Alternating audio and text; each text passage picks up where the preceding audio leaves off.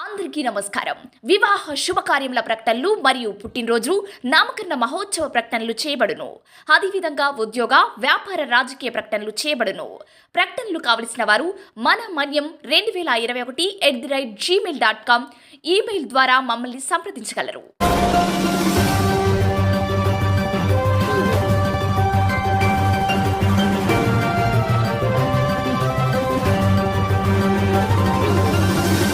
మన మనీ న్యూస్కి స్వాగతం.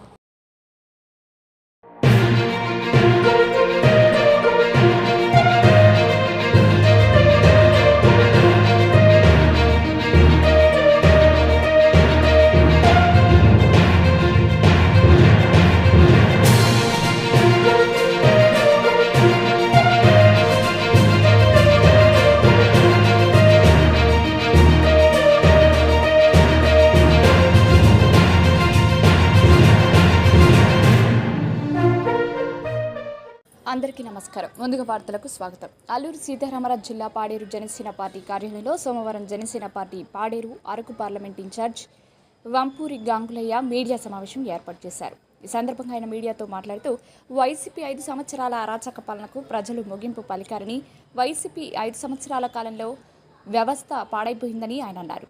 వైసీపీ ప్రభుత్వం ప్రత్యేక డిఎస్సి తీస్తామని చెప్పి తీయలేదని, గిరిజన ప్రాంతాల్లో ఉన్న వైసీపీ నాయకులు జీవో నెంబర్ 3 గురించి మాట్లాడలేదని గంగులయ్య అన్నారు.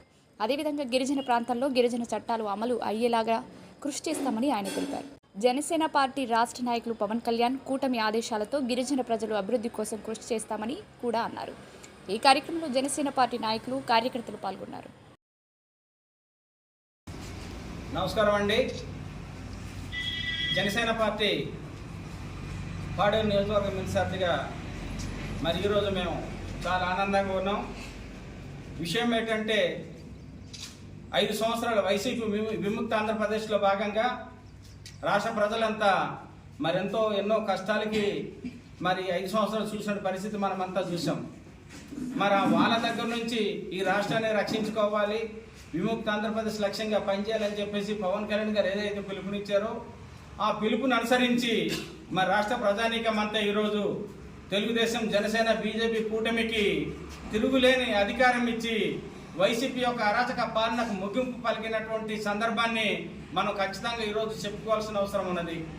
ఈనాడు రాష్ట్రంలో నెలకొన్నటువంటి పరిస్థితులు మనం ఆలోచన చేస్తే వైసీపీ అధికారంలో ఉన్నటువంటి 5 సంవత్సరాల కాలంలో వ్యవస్థలన్నింటినీ కూడా నాశనం చేసేసింది. ఒక్క జాబు లేనటువంటి పరిస్థితిని మనం ఈరోజు రాష్ట్రంలో చూడడం జరిగింది. ఆఖరికి వర్గాల పరంగా, కులాల పరంగా, మతాల పరంగా శిక్ష పెట్టిన పరిస్థితులు కూడా మనం చూడడం జరిగింది. మన గిరిజన ప్రాంతానికి సంబంధించి ప్రభుత్వ పథకాలకు సంబంధించినటువంటి ఏదైతే వెబ్సైట్ అంశం ఉన్నదో ఈ వెబ్సైట్ అంశంలో కులాల ప్రస్తావన తీసుకొచ్చి ప్రభుత్వ పథకాలకి కూడా ప్రజలు ఇబ్బందులు పడే విధంగా సమస్యను వాళ్ళే సృష్టించడం, ఆ సమస్యను పరిష్కరించడం, ఆ రకంగా ప్రజలకి అనేక రకాల అసౌకర్యానికి గురి చేసిన పరిస్థితి మనం చూసాం. మనకు ఉండేటటువంటి జీవోల మీద కూడా గిరిజన ప్రాంతంలో ప్రధానంగా జీవో నెంబర్ 3 మాత్రమే గిరిజన నిరుద్యోగ యువతకు ఆదుకోవడానికి అవకాశం ఉన్నటువంటిది. అటువంటి జీవో నెంబర్ 3కు సంబంధించి కోర్టు కొట్టివేసినప్పుడు దాని మీద రివ్యూ పిటిషన్ వేయడం కానీ, లేదనుకుంటే అమెండ్మెంట్ ద్వారా ఆల్టర్నేటివ్ ఏర్పాట్లు చేయడం కానీ చేసిన సందర్భం జరగలేదు. ఆ రకంగా జరిగినటువంటి పరిస్థితి ఉన్నప్పటికీ గిరిజన ప్రాంతంలో చదువుకున్నటువంటి నిరుద్యోగ యువత అంతా కూడా ఎంతో ఆందోళనకు చెందారు. మా వయసు దాటిపోతా ఉన్నది, భవిష్యత్తులో మేము ఉద్యోగాలకి అప్లై చేసుకోవడానికి కూడా అవకాశం లేని పరిస్థితి ఉందని చెప్పేసి మానసిక క్షోభకు గురైన సందర్భాలు మనం చూడడం జరిగింది. అలాంటి సందర్భంలో ప్రతిపక్ష పార్టీలు కానివ్వండి, ప్రజా సంఘాలు కానివ్వండి ఉవ్వెత్తున భారీ ఎత్తున ఉద్యమాలు చేస్తున్నప్పటికీ వైసీపీ ప్రజాప్రతినిధులు ఇక్కడ సామాన్యమైనటువంటి సర్పంచ్ దగ్గర నుంచి, కార్యకర్త దగ్గర నుంచి మొదలుకుంటే ఎంపీ దాకా ఉండేటటువంటి వైసీపీ ప్రజాప్రతినిధులు ఎవరు కూడా నోరెత్తిన సందర్భమే జరగలేదు. ఆ రంగం ఆ రోజు గిరిజన వ్యతిరేక విధానాలు అవలంబించినటువంటి ప్రజాప్రతినిధులు, లేదనుకుంటే వైసీపీ నాయకులు ఈ రోజు ఏ మొహం పెట్టుకుని తిరుగుతారో అర్థం కాని పరిస్థితి ఈ రోజు రాష్ట్రంలో ఏర్పడింది. అందులో ప్రధానంగా గిరిజన ప్రాంతంలో మనం ఆలోచన చేయాలి. ఇక్కడ రాష్ట్రం అంతా ఒకవైపు ఉంటే పాడేరు అరకు నియోజకవర్గాలు మరొక వైపు ఉన్నది. ఈ పాడేరు అరకు నియోజకవర్గాల్లో ఉండే ప్రజలంతా కూడా వైసీపీ నాయకుల మాయ మాటలకి లోనయ్యారో తెలియదు. లేదనుకుంటే వాలంటీర్లు తాలుగా మాయమాటలకి మరి వాళ్ళు భయపడ్డారో తెలియదు, లేకపోతే తనకుండే మంచితనమో బలహీనతో లేదనుకుంటే అమాయకత్వమో తెలియదు. కానీ అరకుపాడు నియోజకవర్గంలో ఈనాడు వైసీపీ అభ్యర్థులు గెలిపించడం జరిగింది.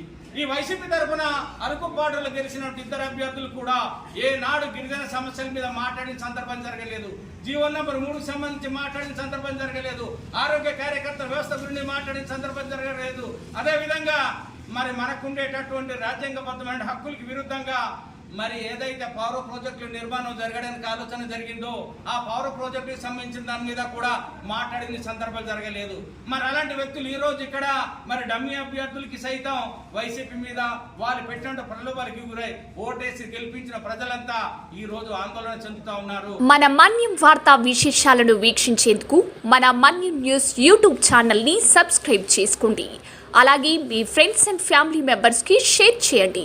అలాగే లైక్ చేయండి, కామెంట్ చేయండి. మా అప్డేట్స్ ఎప్పటికప్పుడు మీ మొబైల్ ఫోన్లో నోటిఫికేషన్ రూపంలో కావాలంటే పక్కనే ఉన్న బెల్ ఐకాన్ మీద క్లిక్ చేయండి. Thank you for watching.